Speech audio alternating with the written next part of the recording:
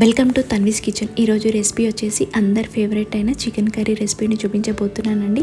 మనం chicken curry ఎప్పుడు చేసినా చాలా రుచిగా రావాలన్నా లేదా గ్రేవీ కన్సిస్టెన్సీలా రావాలన్నా ఒక్కసారి నేను చూపించిన మెథడ్లో ట్రై చేసి చూడండి. టేస్ట్ చాలా బాగా వస్తుంది, గ్రేవీ కూడా చాలా రుచిగా ఉంటుందండి. సో ఇక లేట్ చేయకుండా ఈ టేస్టీ అయిన చికెన్ కర్రీని ఎలా చేసుకోవాలో చూసేద్దామా. ఇక్కడ నేను ముందుగా కేజీ వరకు చికెన్ని తీసుకొని ఉప్పు వేసి నీట్గా వాష్ చేసుకున్నానండి. ఇలా ఉప్పు వేసి వాష్ చేయడం వల్ల చికెన్ అనేది స్మెల్ రాదండి. సో ఇలా వాష్ చేసుకున్న తర్వాత ఇందులో మనం ఎంత కారం తింటామో దానికి తగ్గట్టుగా కారాన్ని వేసుకోవాలండి. నాన్ వెజ్ కాబట్టి కారం ఎక్కువే పడుతుంది, అందుకనే నేను 2 టేబుల్ స్పూన్ల కారాన్ని వేసుకుంటున్నాను. అలాగే రుచికి సరిపడా ఉప్పును కూడా వేసుకుంటున్నానండి. ఈ చికెన్లో మిగతా ఏ ఇంగ్రీడియంట్స్ కూడా యాడ్ చేయాల్సిన అవసరం లేదండి. ఓన్లీ ఉప్పు కారం యాడ్ చేసి ఉప్పు కారం చికెన్ ముక్కలకు బాగా పట్టేటట్టు అంతా ఒకసారి కలుపుకుంటే సరిపోతుందండి. చూడండి, ఉప్పు కారం చికెన్ ముక్కలకు బాగా పట్టేటట్టు విధంగా కలుపుకున్నాం కదా. ఇప్పుడు మూత పెట్టేసి ఒక ½ అవర్ ఈ చికెన్ని పక్కన పెట్టేసుకుందామండి. కావాలంటే మీరు ఈ చికెన్ని ఫ్రిడ్జ్లో అయినా పెట్టుకోవచ్చండి. సో నేను బయటనే పెట్టి ఒక ½ అవర్ ఉంచుతున్నాను. తర్వాత ఈ కర్రీలోకి కావాల్సిన మసాలాను ప్రిపేర్ చేసుకుందామండి. అందుకోసం స్టవ్ వెలిగించి స్టవ్ మీద ప్యాన్ పెట్టుకొని అందులో చిన్న ముక్క ఎండు కొబ్బరి, అలాగే 1 టీ స్పూన్ గసగసాలను, 1 టీ స్పూన్ సాజీరా, చిన్న అంగుళం దాల్చిన చెక్క, 5-6 లవంగాలు, 2 ఇలాచి, 1 టీ స్పూన్ జీలకర్ర, 1 టీ స్పూన్ ధనియాలు, అలాగే 4-5 జీడిపప్పులను వేసి వీటన్నిటిని మంచిగా ఫ్రై చేసుకోవాలండి. అస్సలు మాడకుండా చూసుకోవాలి, లేదంటే మాడితే టేస్ట్ అంతా మారిపోతుందండి. సో మాడకుండా లో ఫ్లేమ్లోనే చక్కగా వీటన్నిటిని ఫ్రై చేసుకోవాలి. ఈ కర్రీకి ఎక్కువ టేస్ట్ ఇచ్చేది ఈ మసాలానే అండి, అందుకనే వీటిని చక్కగా ఫ్రై చేసుకోవాలి. ఇవి కొద్దిగా ఫ్రై అయిన తర్వాత ఒక బిర్యానీ ఆకు కూడా వేసి ఈ ఆకును కూడా వీటిల్లోనే ఫ్రై చేసుకోవాలండి. మనం ముందే బిర్యానీ ఆకు వేసేస్తే ఈ ఆకు మనకు త్వరగా ఫ్రై అయిపోతుందండి. అందుకనే మనం ముందు వేసిన ఇంగ్రీడియంట్స్ కొద్దిగా వేగిన తర్వాత ఈ బిర్యానీ ఆకు కూడా వేసి వీటన్నిటిని మంచిగా ఫ్రై చేసుకోవాలండి. చూడండి, ఈ విధంగా బ్రౌన్ కలర్ వస్తే సరిపోతుందండి.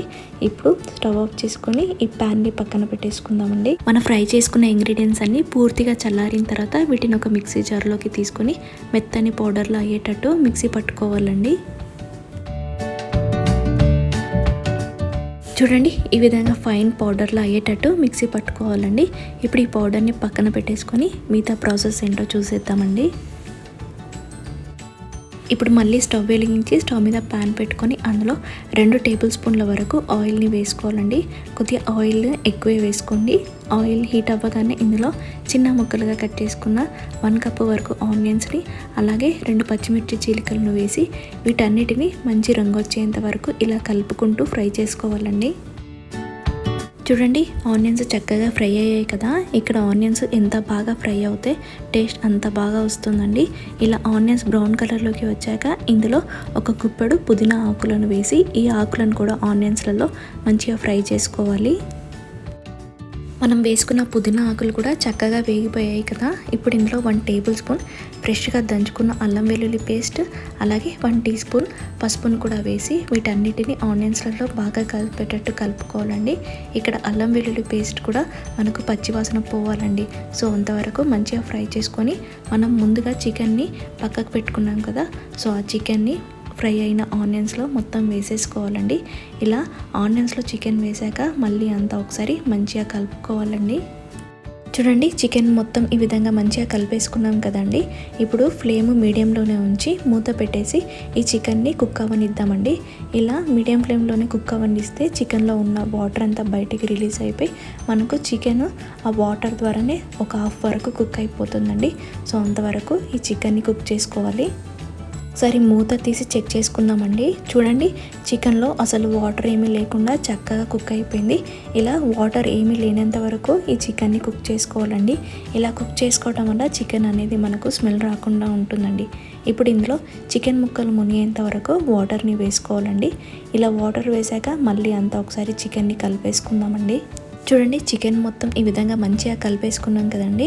ఇప్పుడు ఈ చికెన్ ముక్కలు మెత్తగా ఉడికేంత వరకు మూత పెట్టేసి మీడియం ఫ్లేమ్లోనే ఈ చికెన్ను ఉడికించుకుందామండి.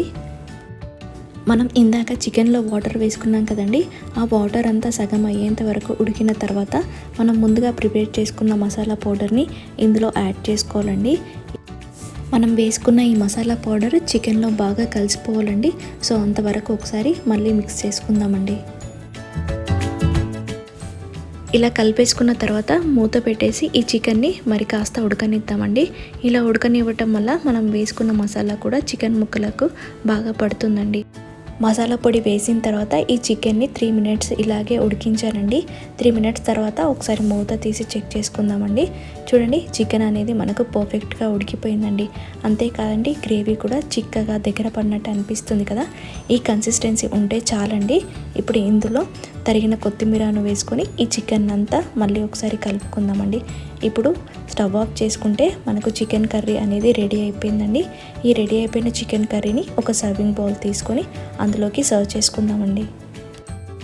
చూస్తున్నారు కదా, వేడి వేడి చికెన్ కర్రీని సర్వ్ చేస్తుంటేనే నోరు ఊరిపోతుంది కదా. టేస్ట్ కూడా చాలా అంటే చాలా బాగుంటుందండి. ఈ చికెన్ కర్రీ రైస్లో అయినా, బగారా రైస్ అయినా, చపాతీ అయినా, పూరి అయినా, పుల్కైనా, ఎందులోకైనా చాలా రుచిగా ఉంటుందండి. అంతేకాదు, బ్యాచిలర్స్ అయినా, వంట రాని వాళ్ళైనా, కొత్తగా వంట నేర్చుకునే వాళ్ళైనా చాలా ఈజీగా పర్ఫెక్ట్గా ఈ చికెన్ కర్రీని చేసేయచ్చండి. చూసారు కదా, ఈ చికెన్ కర్రీ రెసిపీని చేయడం ఎంత ఈజీయో. టేస్ట్ కూడా చాలా బాగుంటుందండి. సో నేను చూపించిన మసాలాను ఒక్కసారి ఈ చికెన్ కర్రీలో వేసి చూడండి, టేస్ట్ మాత్రం అదిరిపోతుందండి. సో ఇంకెందుకు లేటు, ఈ సండే మీరు కూడా ఈ చికెన్ కర్రీని ట్రై చేస్తారు కదా. మీరు ట్రై చేసిన తర్వాత మీకు ఎలా వచ్చిందో కమెంట్ చేయండి. ఈ వీడియో మీకు నచ్చినట్లయితే please subscribe to my channel, like చేయండి, షేర్ చేయండి.